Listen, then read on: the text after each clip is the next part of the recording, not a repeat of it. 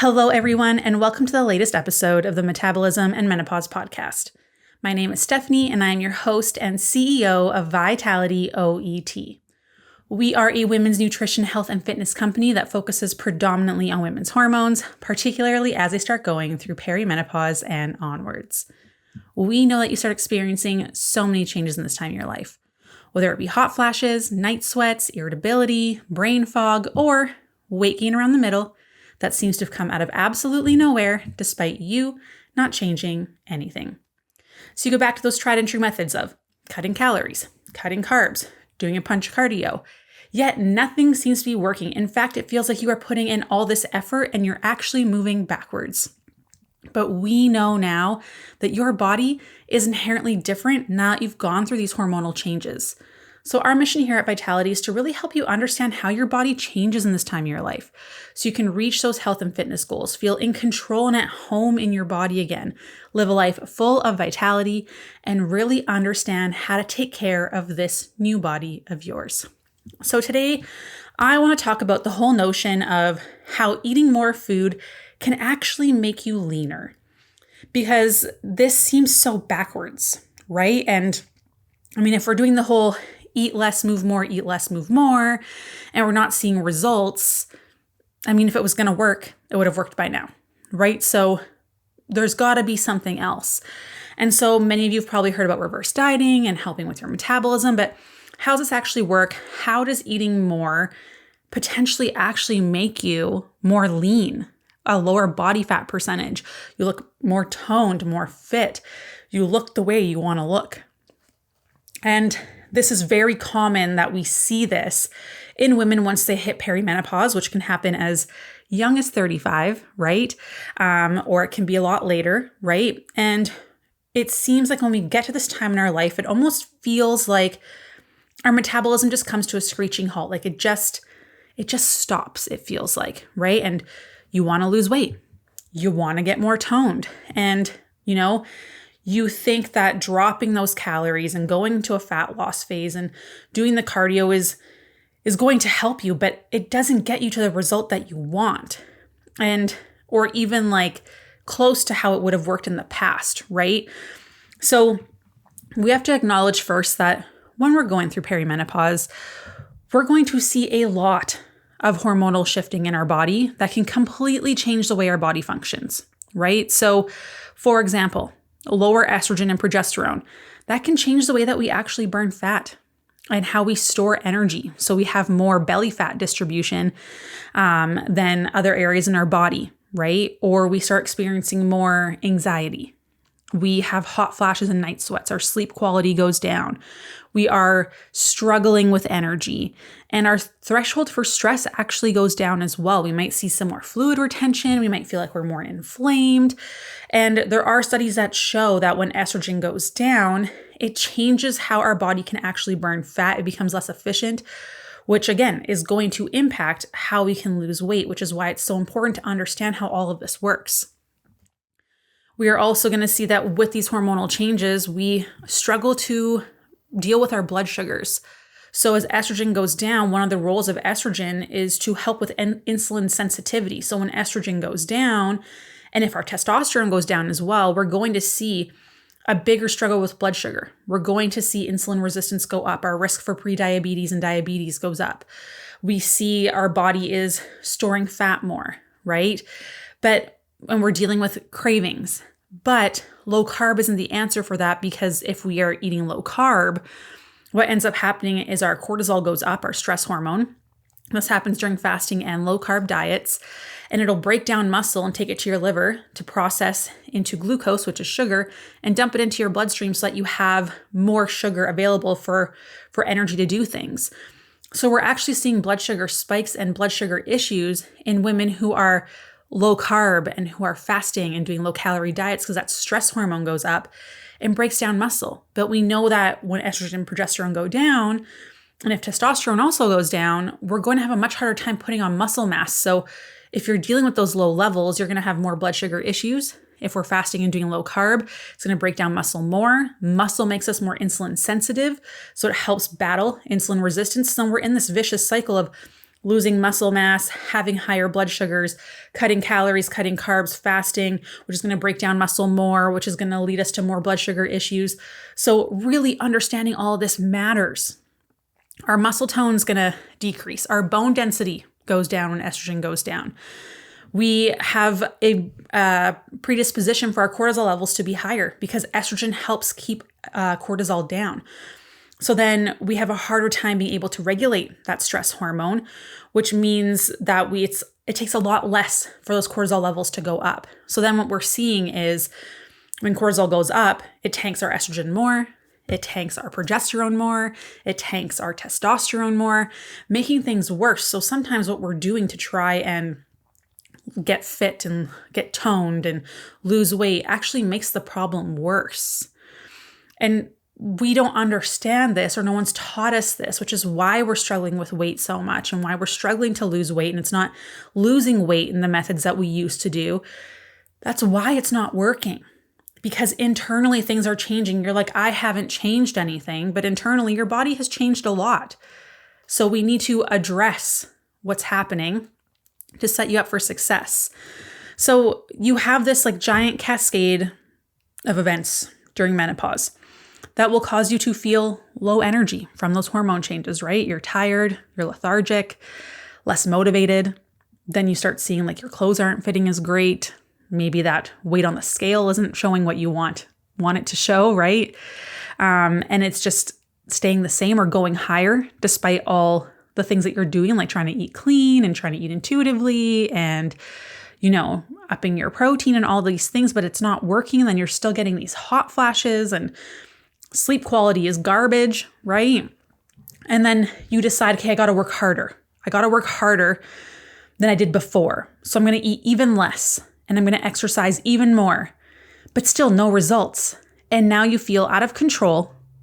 You feel exhausted. You feel hopeless. You don't know what to do. You talk to a doctor. They tell you, this is just how it is now. You're going to be tired, right? And it leaves you like, what are you supposed to do?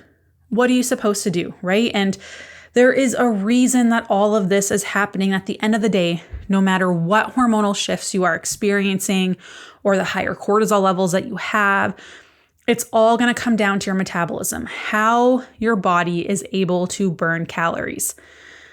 Is your body good at burning calories or not? If you're struggling to lose weight while doing all these things, I would say your body is probably not doing so good at burning calories. And if our body's not good at burning calories, it makes weight loss challenging, but it also makes maintaining weight loss challenging. It makes it a lot easier for us to gain weight.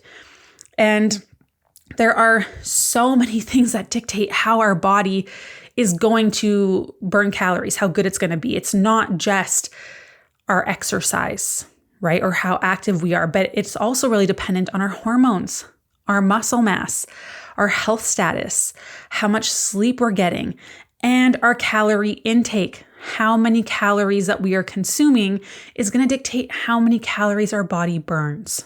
Okay.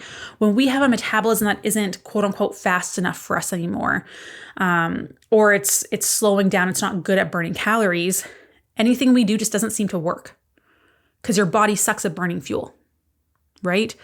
So sometimes eating less and moving more will actually cause you to gain weight. So this happened to me when I was going through the grief with my mom passing and things like that. I naturally am 5'5", 145 pounds-ish, up to 150, can fluctuate 5 pounds day to day very easily. But for me, I only work out 2 to 3 days a week. I eat 2,200 to 2,400 calories to maintain my weight. For weight loss, I'm around 1,800. If I dip down to 1,600, my body starts to gain. I start seeing inflammation. I start seeing fluid retention. My joints get achy. I start having lots of bloating. And it's too much of a stress for my body, and it starts gaining weight, seeing the fluid retention. I start not feeling super great. So for me, I know I can't go down that low. But a lot of people try to live in that really low state. And then you're just stuck in this constant state of inflammation and fluid retention that just doesn't work. And like my hormones were crap back then too. I had no progesterone, like nothing. When I did my Dutch test, you always think you're going to be the exception to the rule. not the exception. Estrogen didn't look so good. So this is where it takes a lot. It seems backwards, right? To eat more and get more lean, but there's a threshold for everyone. And it's figuring out what that is and learning how your body functions and how it changes over time, right? And so why are you gaining weight at a low calorie intake? Or why can't you lose weight? Why does your metabolism slow down? It all comes down to stress, okay? I mentioned earlier that we have all these shifts in our hormones that lower that threshold of what we're able to handle, right? And if we aren't able to properly deal with that stress, the cortisol goes up, right? And I mean, you might have changed nothing, right? But your hormones change, so that threshold gets lower. So our body isn't able to properly metabolize cortisol. So break it down and get it out of your body. And it starts to build up and build up and build up and can cause a ton of negative side effects that will make everything that we're already experiencing in menopause and perimenopause so much worse. So we'll have even less muscle. We'll have more cortisol. We'll have a slower metabolism. We'll have a more fat gain. We'll have more inflammation, which also leads to more fat gain, blood sugar issues, which leads to fat gain, lower hormone issues or lower hormone production, which leads to fat gain. We'll see our liver take a hit, fat gain, gut health struggles, fat gain, thyroid slows down, fat gain. This is all from dealing with your metabolism slowing down from your cortisol going up. It literally impacts everything in our body. It's the hierarchy hormone. Okay. And remember, a stressed body will not work properly. It is your body telling you things. When you're having these symptoms, we don't want to treat the symptoms. Weight gain is a symptom of something. Weight loss resistance, an ability to lose weight, that's a symptom of something. The low energy, the fatigue, the lack of sleep, the hot flashes, the slowing down of our hormone production, the lower thyroid function, the blood sugar issues, the gut health, the liver, all of those things are symptoms of something going on in your body. So what is causing that? And the answer is always going to be some sort of stress, like 99% of the time. So we need to identify what that is. And for most women, it's because we are eating less and less and less and trying to exercise a ton because it used to work before, but it's only going to cause more stress on your body, which is why you're not seeing the results that you want. And for some of us, leading to weight gain when we actually eat less. Okay, so let's talk about why the metabolism is slowing down and what we can do about it, because why would eating more help with this, right? So 1, why does cutting calories lead to a slower metabolism when we're going through perimenopause in the years that follow? And remember, perimenopause can be as young as 35, right? So first of all, dieting will always lead to your metabolism slowing down, no matter what age you are. And if we have several years of dieting history compounded onto your metabolism, so you've gone from Weight Watchers to keto to fasting to back to Weight Watchers to Optavia to whatever it might be, that's considered yo-yo dieting. That's chronic dieting. You have attempted multiple fat loss attempts. And every time you do that, you're dinging the system. You are slowing down your metabolism. Okay, it never has a chance to fully recover here. So this is like, okay, so I'm going to use some hypothetical numbers. Let's say your regular metabolism, calories out, combined, all those things, is going to be 2,200 calories. You drop your calories to 1,800, that's a 400 calorie gap, right? So you will see some weight loss. That makes sense. But what you don't know is that if you keep at 1,800 calories, the calories outside of the equation get smaller. So now your metabolism slows down your thyroid function, slows down some hormone stuff, slows down your gut, these kinds of things. And you're going to see the calories burned decreases. Even though you haven't changed anything internally, your body is always trying to match calories in, calories out. So now instead of your calorie burn being 2,200 calories, this is regardless of exercise, it's going to go down and down, eventually match that 1,800 calories. So now you're not losing weight anymore. So you drop your calories again, right? And we go down and down. This happens slowly over time. Then it matches it. And then you're plateaued, right? Or you reach your weight loss goal. Awesome. Then you go right back to eating what you were eating before, right? You're back to like 2,000 calories. Well, your metabolism's lower than that though, right? We're at like 1,600 calories or whatever you've dropped to. So now we have a 400 calorie surplus. And just like it took time for your metabolism to slow down to match the calories in, now it's going to take time for your metabolism to come back up and match those calories in again. But if you aren't doing the right things and learning how to come out of this properly, you're going to gain that weight back every time, but your metabolism stayed low because you didn't come out of it properly to get your metabolism to a better place. So then you keep doing this over and over and over, and your metabolism gets slower every single time you do this, and then you're stuck. And now 1,200 calories is where you're at, and you're like, frick, how am I gonna be able to lose weight? I can't eat less than this. I feel like garbage. My hormones are tanked. My A1C is up. My cholesterol is high. My triglycerides are high. Like your blood work comes back and it doesn't look so great, right? Or you feel like garbage and your labs are quote unquote normal, and then you're not taken seriously, right? So we have to realize that everything that you've done to this point has impacted your metabolism either positively or negatively. And unfortunately for most of us, our metabolism's not in a good place. And then we hit those hormones, they start to decline, and then everything tanks very quickly, right? So when we have this metabolism downregulation or the slowing down of our metabolism in combination with those changing hormones, plus cortisol and all of life's stressors, this is the time of our life when we're dealing with sick parents, right? We're dealing with becoming empty nesters. We're dealing with some grief, maybe there's some trauma, whatever that might be, career changes, right?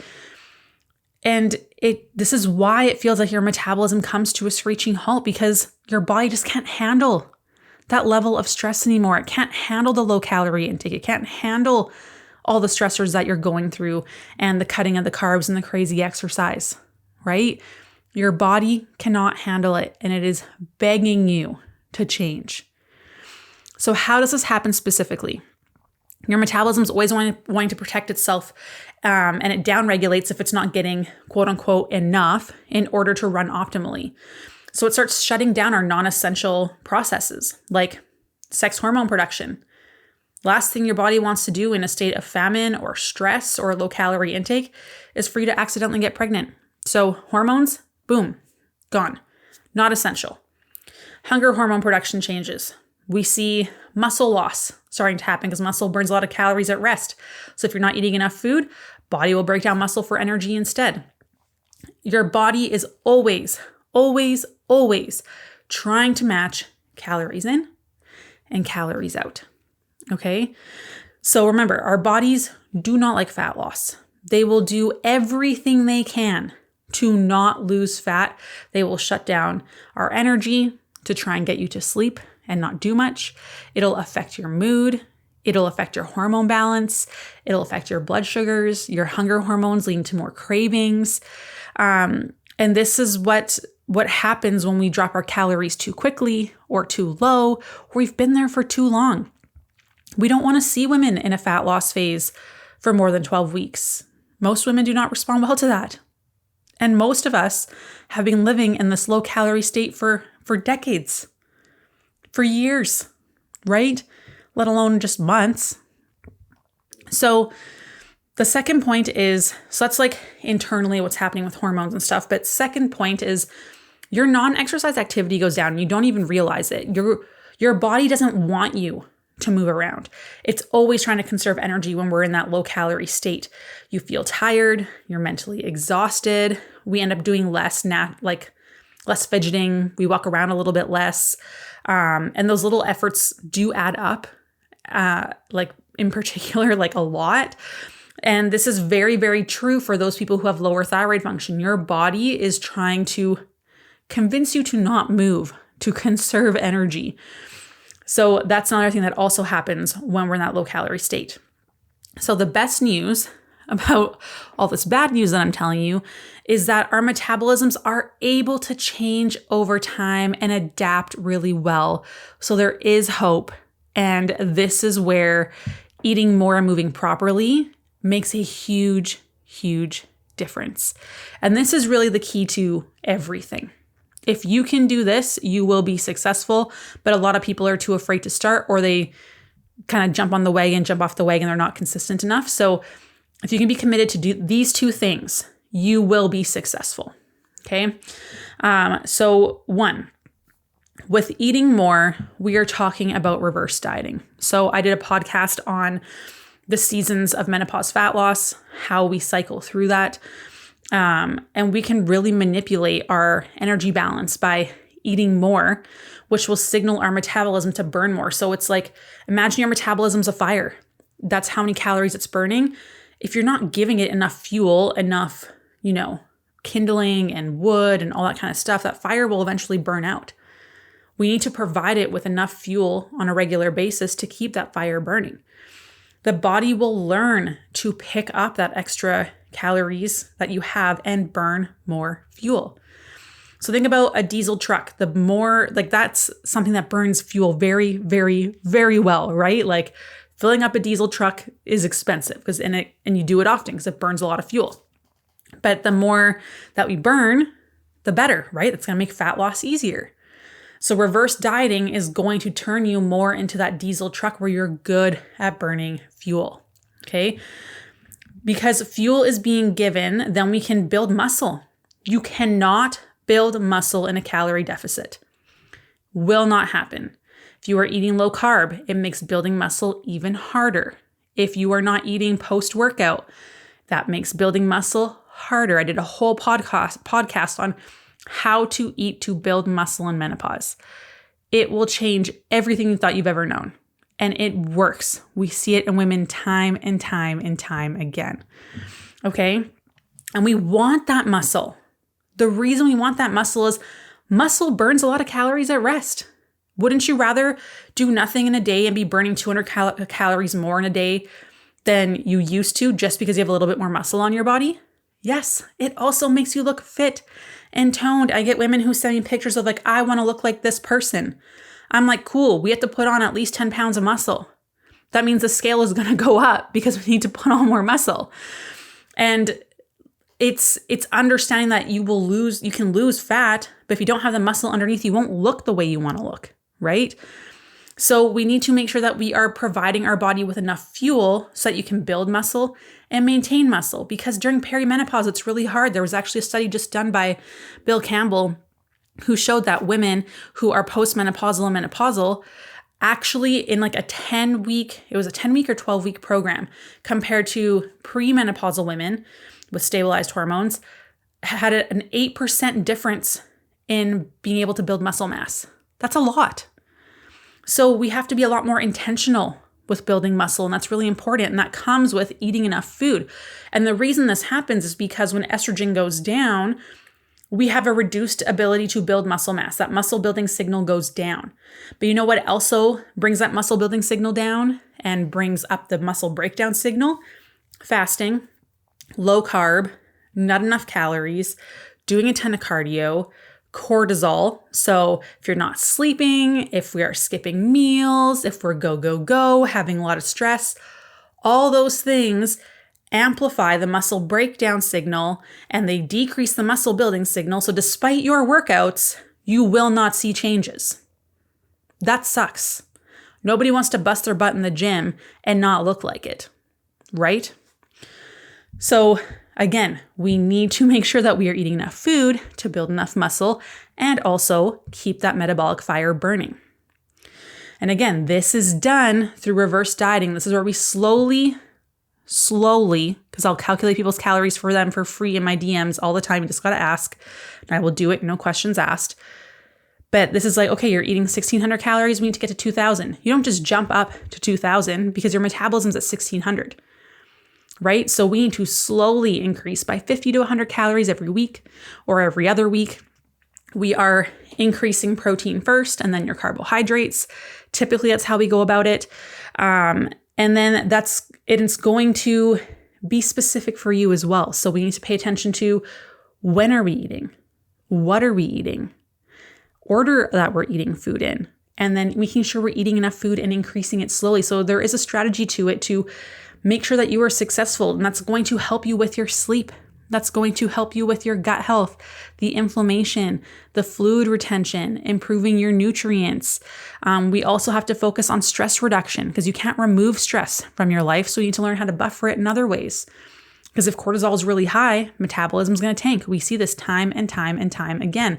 And this is exactly what we do in phase 1 of our coaching program, is that we focus solely on reverse dieting properly, but you have to be consistent and you have to go slowly, right? Because if you're going up and down like crazy, there's no consistency, you're going to risk seeing some weight gain. So you need to do it slowly. You need to pay attention to how you're doing it, and it's going to take time. Okay? Because otherwise, if we don't focus on improving your metabolism and hormone balance by increasing your food properly up to a level where it needs to be, you're not going to have successful fat loss because your body is still stuck in that survival mode. So we still need to really make sure your body's actually ready. And people ask me this all the time in DMs. I think I'm ready for a fat loss phase. I'm like, okay, let's reassess. Where are you at? They send me their food diary logs. I'm like, no, you've been at 1,700 one day, 2,200 the next. We're not consistent enough. We need to narrow that window down a little bit to like 150 calorie range-ish, and like make sure that you're doing all of the things, because it sucks to eat less and not see results.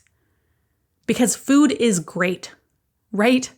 If I'm not going to see changes by reducing my food, I don't want to do it. I want to eat my food. Right? And so then the next part of this is learning how to move properly. Okay.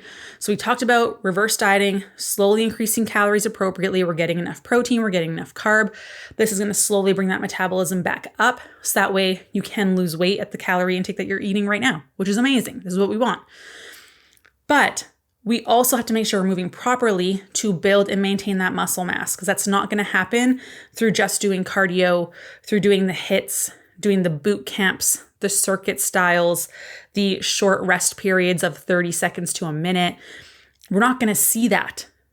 Okay, the F45s, all those things. You need to actually focus on getting stronger.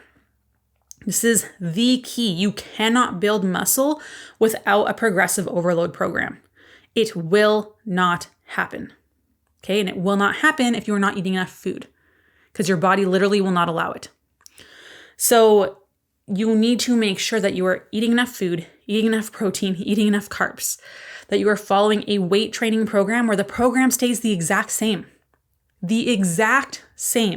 for 4 to 6 weeks. And you are progressively every week trying to get better at the exercise, stronger with the exercise. So you're either lifting heavier, you're lifting more slowly, you're pausing at the bottom, you're getting deeper ranges of motion. So you're actually doing a bicep curl and lowering your arm all the way. You're squatting a little bit deeper. You are really challenging yourself, so you can't do more than 8 reps. Okay, if you feel like you can do 10, it's too easy. You need to change it to make it more challenging so that you're sending the right muscle building signal. Because if you feel like you could do 12, 13, 14, 15, it's not a big enough stimulus that your body's going to bother building muscle, because there's no point. Your body knows it can accomplish what it needs to accomplish, and that's it. So you're doing the same thing for 4 to 6 weeks. 4 to 6 weeks. And getting stronger and stronger and stronger, and then we change the program. Okay, but everyone thinks it has to be fancy, and you're doing a lunge, bicep curl, overhead press, then you're doing a kettlebell swing and something else altogether. No, like focus on just getting stronger. Okay, but that's not going to happen if you're not eating enough food. Cardio, all it's going to do is eat away at muscle.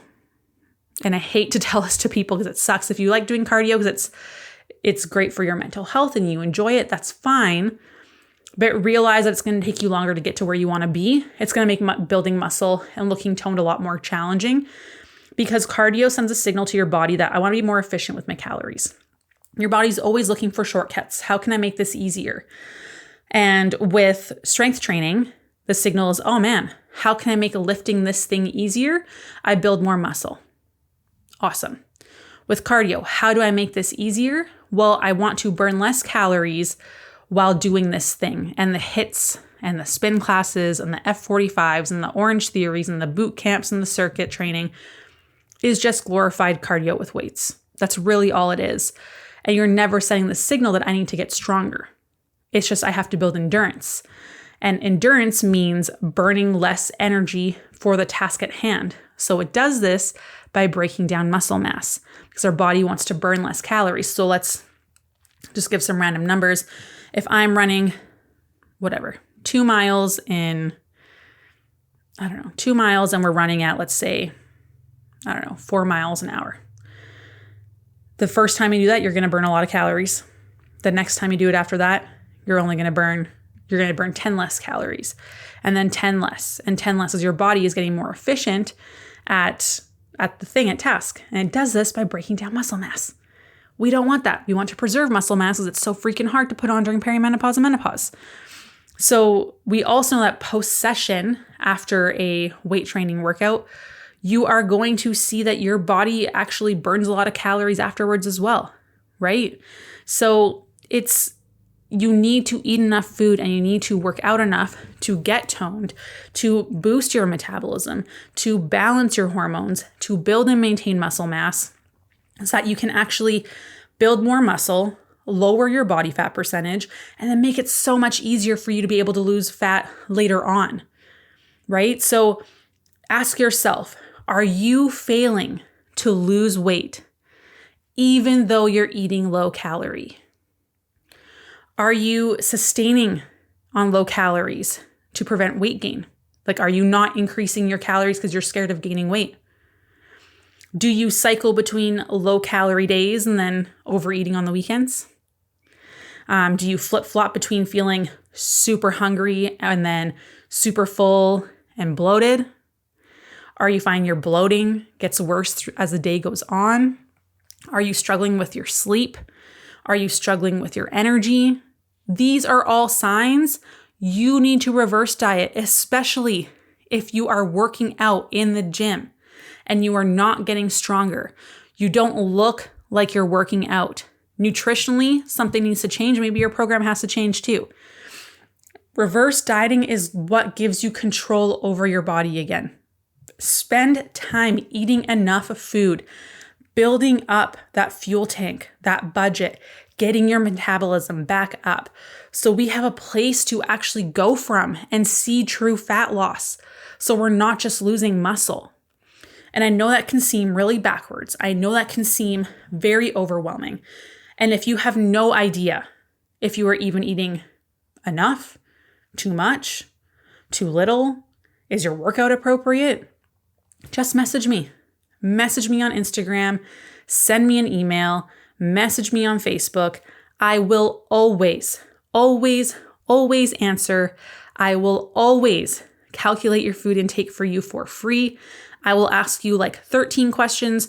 You'll reply back. I'll probably send you a few more and get some more information from you because I want to know exactly everything that you have been through because your body is an accumulation and your metabolism and your hormones are all an accumulation of what you have experienced from when you were born. Like I want to know everything. So I'm going to ask you a ton of questions and there's no such thing as too much, but I want to make sure that I am giving you the proper advice, the proper guidelines that I know that you will be successful if you follow.